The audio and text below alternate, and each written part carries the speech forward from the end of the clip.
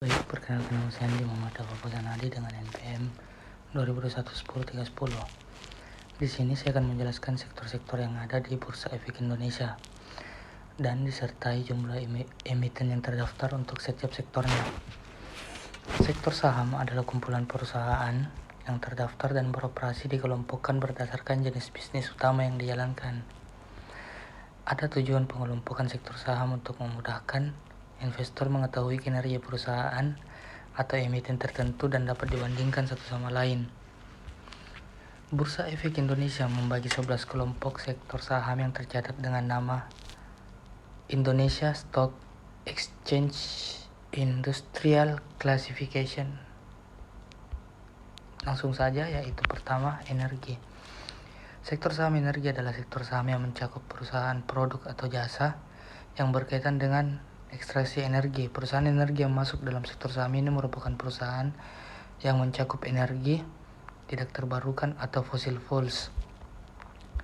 Dan yang kedua itu adalah barang baku. Sektor saham barang baku terdiri dari perusahaan yang menjual produk atau jasa yang nantinya digunakan industri lain sebagai bahan baku untuk memproduksi barang jadi.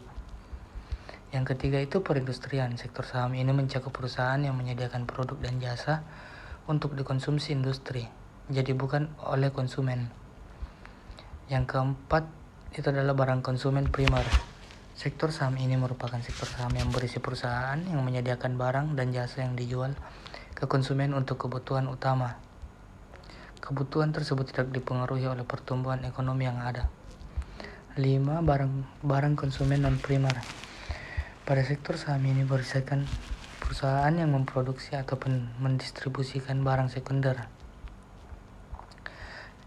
Yang keenam itu kesehatan. Daftar saham pada sektor saham ini berisi perusahaan yang menyediakan produk dan juga layanan kesehatan. Jenis perusahaan sektor saham ini antara lain penyedia layanan kesehatan, produsen alat kesehatan dan medis, perusahaan farmasi, dan lain-lainnya. 7. Keuangan. Perusahaan sektor saham ini menyediakan jasa keuangan antara lain bank, jasa investasi, asuransi, dan juga lembaga keuangan konsumen. 8. Properti dan real estate. 9. Teknologi. Sektor saham teknologi berisikan kelompok perusahaan yang menjual produk juga layanan teknologi. 10. Infrastruktur. Sektor saham mencakup perusahaan pengembang dan penyedia infrastruktur. Yang ke-11 yaitu transportasi dan logistik. Merupakan sekelompok perusahaan dalam bidang kegiatan perjalanan dan transportasi. Mungkin itu saja penjelasan dari saya. Wabillahi taufiq wal hidayah. Wassalamualaikum warahmatullahi wabarakatuh.